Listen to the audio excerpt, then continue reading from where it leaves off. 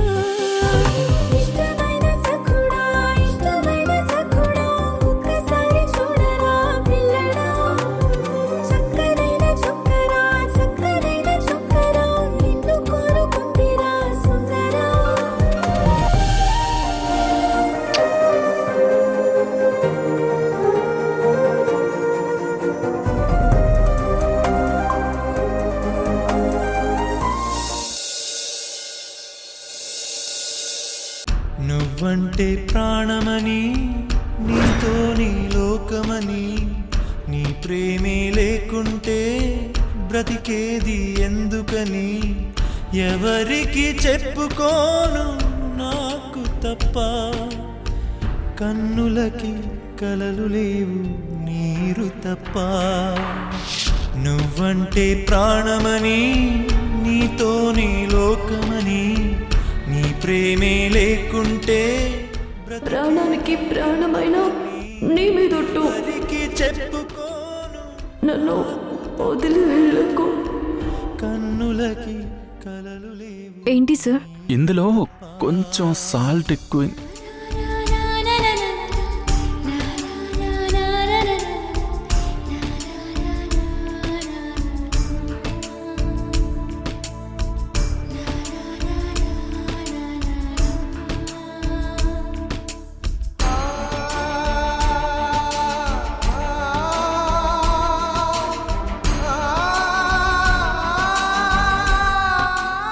వసు, నువ్వు గతం మర్చిపోయినప్పుడు అనిపించింది ఇక ఈ జన్మలో నువ్వు నన్ను గుర్తుపట్టలేవేమో అని.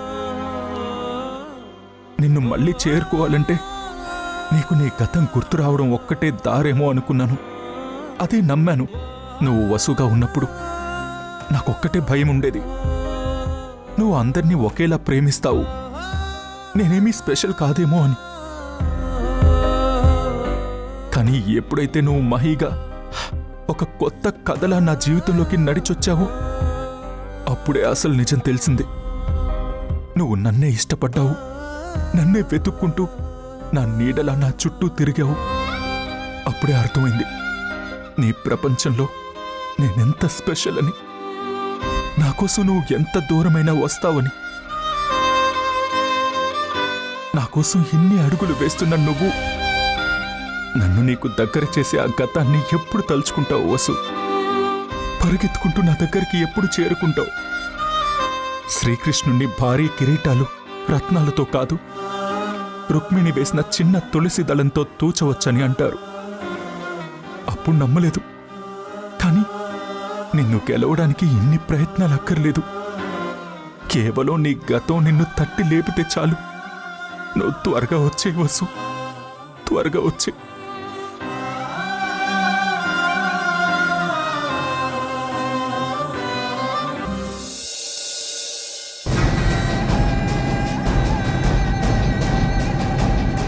భాస్కర్ మావయ్యని ఇప్పుడే హాస్పిటల్లో చూపించి వచ్చాను. పడుకున్నారు, అంతా బానే ఉంది. హెల్త్ అంతా స్టేబుల్గానే ఉంది. సరే ఉంటాను.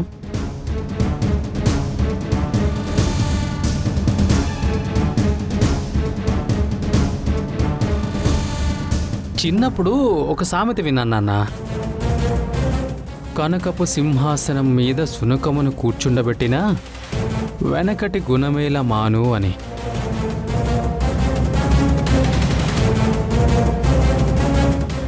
ఇంత పెద్దింట్లో నీకు స్థానం ఇస్తే నీ దొంగ బుద్ధులు మాత్రం పోనిచ్చుకోవు కదా. కొందరు దొంగలని పట్టుకోవడానికి దొంగలా తిరగక తప్పటం లేదు. జోక్ బాగుంది. ఇక నేను వెళ్ళనా? ఆగో, మీ అత్తకి చెంచాగిరి అయిపోతే నీ గురించి కొన్ని విషయాలు తెలుసుకోవాలనుకుంటున్నాను. సరే, ప్రస్తుతం ఖాళీగానే ఉన్నాను. నాకు కూడా కాసేపు కాలక్షేపం కావాలిగా. అడుగు, ఏం అడుగుతావో అడుగు, టకటకా చెప్పేస్తాను. ఇక్కడికి రాకముందు నువ్వేం పని చేసేవాడివి?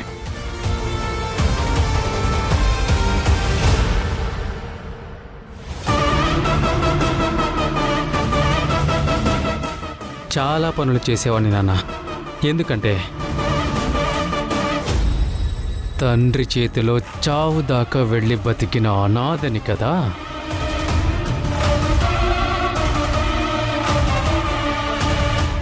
ఏ పరిస్థితిలోనైనా క్యారెక్టర్ నుంచి బయటికి రావటం లేదు. అందులో నీకు బాగా నచ్చిన పనేంటి? Police informer.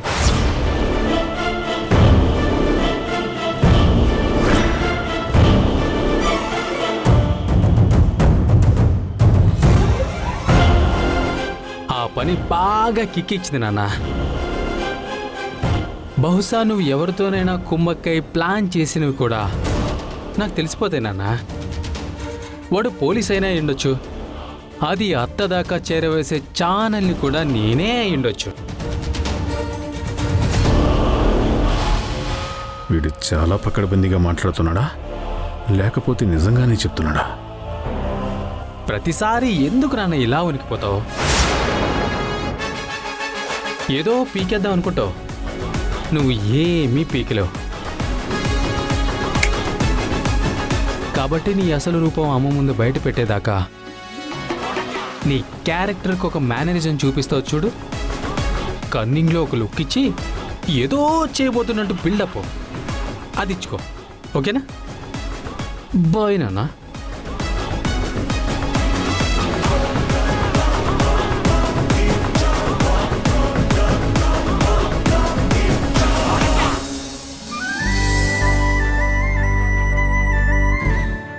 సరే సిద్ధు, నీకో క్వశ్చన్. ఏంటి? ఒకవేళ ఫ్యూచర్లో నువ్వు ఒక అమ్మాయిని ప్రేమిస్తే నీకొక సిచ్యువేషన్ వచ్చింది అనుకుందాం. నీ దగ్గర ఒక బైక్ ఉంది, అందులో ఒక్కరికే ప్లేస్ ఉంది. ఫుల్గా వర్షం పడుతుంది. బస్ స్టాప్లో నీ గర్ల్ ఫ్రెండ్ అమ్మ ఉన్నారు. నువ్వెవరిని ఎక్కించుకుని వెళ్తావు?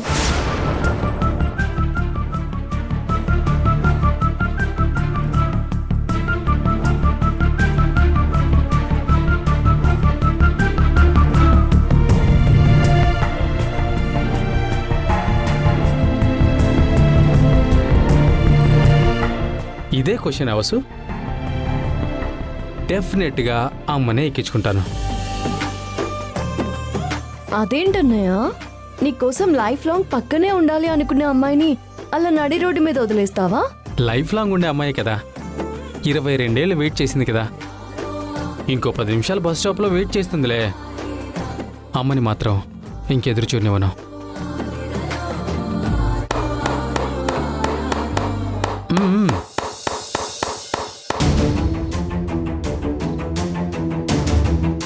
కొత్తగా ఈ నవ్వులు, ఈ పనికి మాలిన ముచ్చట్లేంటో, ఈ సుత్తంతా భరిస్తూ నేనిక్కడ కూర్చోవడం ఏంటో. ధ్రువ, మరి సేమ్ సిచ్యువేషన్లో నువ్వు ఉంటే ఏం చేస్తావు?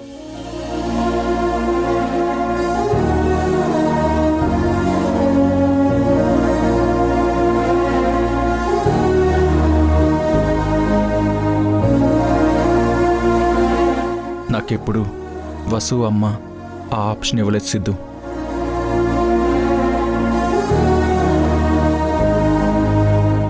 నేను ఎవరిని వదులుతానో ఎవరిని ఎక్కించుకుంటానో అనే ఆలోచన కూడా ఎప్పుడూ రాలేదు.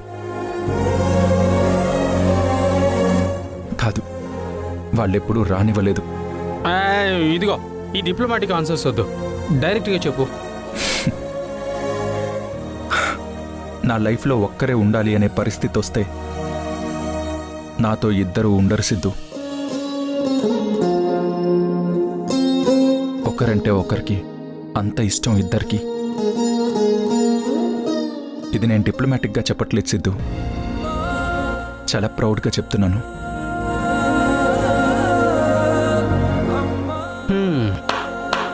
ఏం మీరు కొట్టరా? కొట్టండి.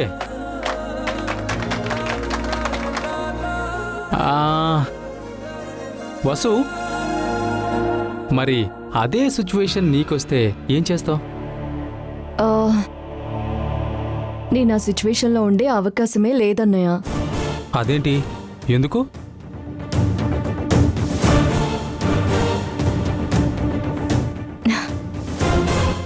ఎందుకంటే మబ్బు ముసిరిగానే నాన్న గొడుగు పట్టుకొని నా దగ్గరికి వచ్చేస్తారు.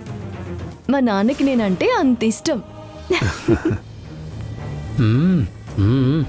నాకేమీ గుర్తులేదు, కానీ నాన్న నన్ను చాలా కష్టపడి పెంచుంటారేమో కదా. అవునవును, చాలా కష్టపడి ఉంటాడు నిన్ను ప్రేమించడానికి కదా నాన్న, అంతే కదా? అబ్బో, ఎంత కష్టపడ్డాడో నేను దగ్గరుండి చూశాను. మీకేం అవ్వకూడదని కాళ్ళు అరిగేలా పరిగెత్తేవాడు.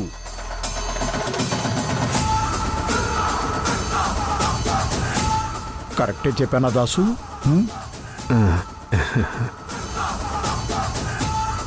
అంశుకి టాబ్లెట్స్ వేసే టైం అయింది, నేను వెళ్ళాలి. ఒక్క నిమిషం ధ్రువ, ఇందాక అంశు డిన్నర్ సరిగా తినలేదు. నేను పాలు తీసుకొస్తాను.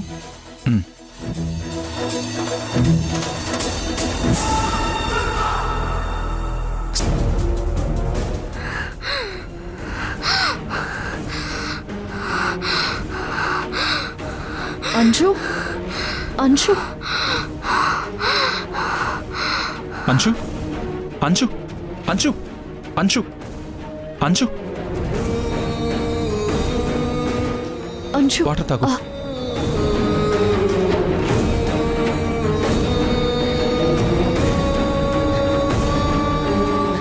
ఎక్కడికి వెళ్ళిపోయారు వసు?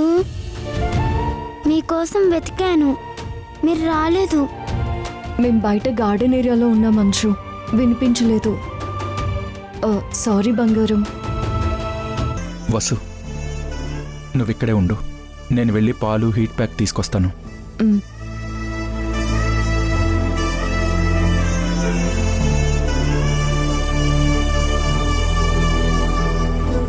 అమ్మా అంశు, కాసేపు పడుకో, నిద్రొస్తుంది. వసు, నాకు అస్సలు నిద్ర పట్టట్లేదు, ఏదోలాగుంది. ఏదో ఒక కథ చెప్పు వసు. కదా, అయితే విను. నా ఫ్రెండ్స్లో ఒకరి స్టోరీ చెప్తాను. జరిగిన స్టోరీనా? హ్మ్. చెప్పు చెప్పు. వాళ్ళ హస్బెండ్కి తనకి ఒక చిన్న గొడవైంది. ఆ తర్వాత తన హస్బెండ్కి సడన్గా ఒక హెల్త్ ప్రాబ్లం వచ్చింది. డాక్టర్కి చూపిస్తే అది లివర్ సిరోసిస్ అన్నారు. ఆ ప్రాబ్లం వల్ల తను ఎంతో కృంగిపోయాడు. అది వైఫ్కి తెలిసింది. అయ్యో, మరి వాళ్ళిద్దరికి గొడవైందన్నావు కదా, మరి ఆ అమ్మాయి ఏం చేసింది? నీలాగే ఆ అమ్మాయి కూడా తెలివైంది. భర్తని ఒంటరిగా వదిలేలేదు, కానీ భర్త తనని రానివ్వలేదు. అప్పుడు నర్స్ గేటప్ వేసుకొని సరిగ్గా ఆయన ఉండే హాస్పిటల్కి ట్రీట్మెంట్ చేసే నర్స్ లాగా వెళ్ళింది. కానీ ఆ హస్బెండ్ తనని గుర్తుపట్టలేదా? అదే ఆలోచన ఆ వైఫ్కి కూడా వచ్చింది. అందుకే ఒక బూర్కా వేసుకుని వెళ్ళింది. అప్పుడు గుర్తుపట్టాడు కదా. మరక్కడ ఏమైంది వసు? ఇక్కడ ఇంకొక పెద్ద విషయం జరిగింది అంచు.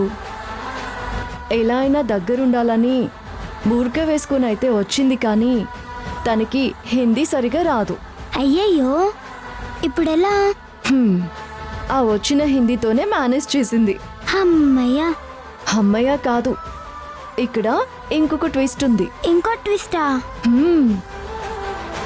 తన హస్బెండ్కి హిందీ వచ్చు.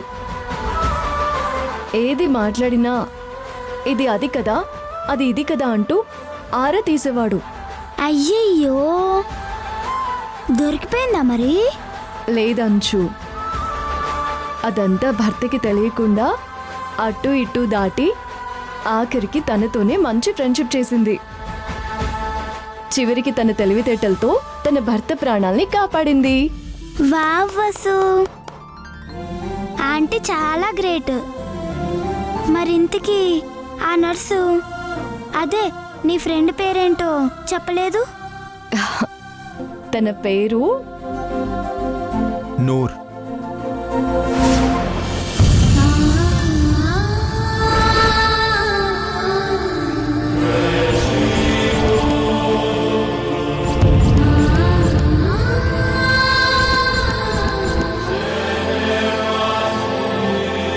తన పేరు నూర్ అని చెప్పింది. ఆ ఫ్రెండ్ నీకు తెలుసా ధ్రువ్? తెలుసంచు, బాగా తెలుసు. అంచు, పాలు తాగు.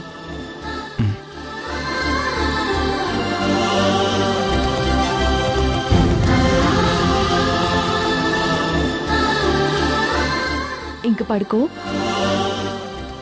వసు, కథ బాగా చెప్పావు.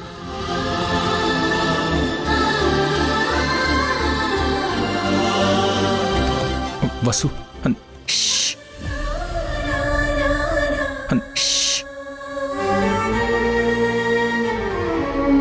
ఇప్పుడు వద్దు సార్, అంచుని ప్రశాంతంగా పడుకోనివ్వండి.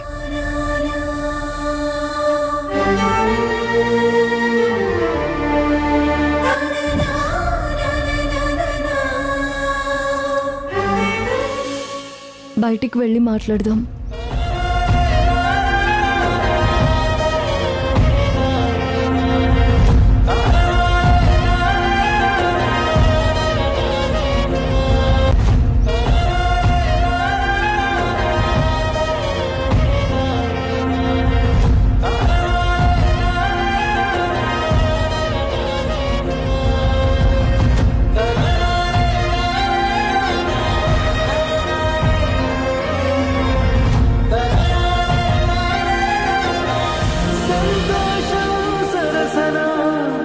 సంకోచం మెరిసిన ఆరింటికి మించిన పరవశలీలను కాదని అనగలమా? కథ కదిలే వరసనా. వసు, మొత్తం గుర్తుకొచ్చిందా లేదా సగం సగం గుర్తుకొచ్చిందా? చెప్పు వసు, నీకెంతవరకు గుర్తొచ్చింది? చెప్పు వసు, ఎక్కడి దాకా గుర్తొచ్చింది?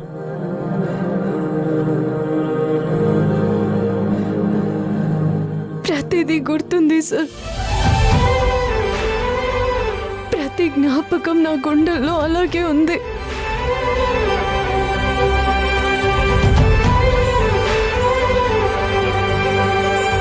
ఇక నన్ను ఎప్పటికీ వదిలి వెళ్ళవు కదా?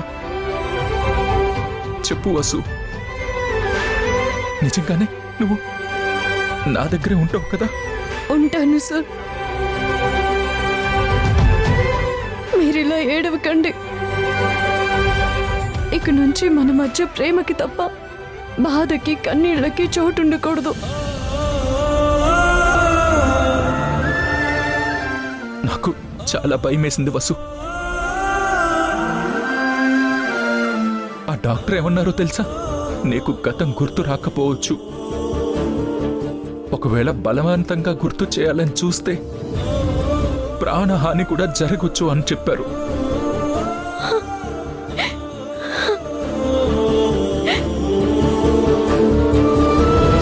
ఆ క్షణమే నాకు లోకమే తల తల్లకిందులైపోయినట్టు అనిపించింది వసు. నువ్వు హాస్పిటల్లో నన్ను చూసి ఎవరు మీరు అని అడిగావు. అప్పుడైతే నన్ను ఎవరు గొంతు పిసికి ఎంత ప్రయత్నించినా వదలనప్పుడు ఒక తడ ఉంటుందే, అది రోజంతా అనుభవించాను వసు. నేను అనుభవించాను.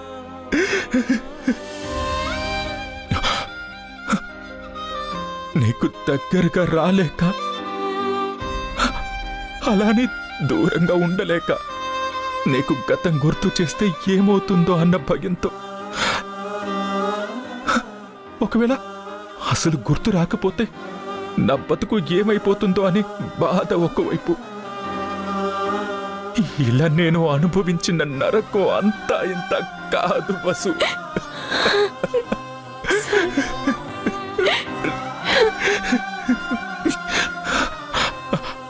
వసు, నీకంతా గుర్తొచ్చేసింది కదా? చెప్పు వసు, నిజమే కదా?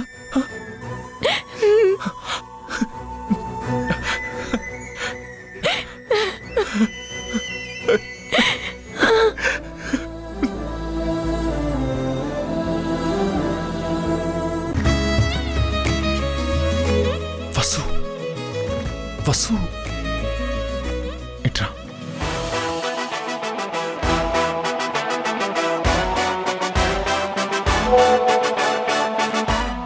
ఎవరు మహి? ఏదో స్పామ్ మెసేజ్. స్పామా? అమ్మా, ఏంట్రా? మన ప్రియా ఆంటీ వాళ్ళ కూతురుంది చూసావా? అవును, ఉంది. ఆ అమ్మాయి నన్ను ఇవాళ సాయంత్రం పబ్కి రమ్మని ఇన్వైట్ చేసింది.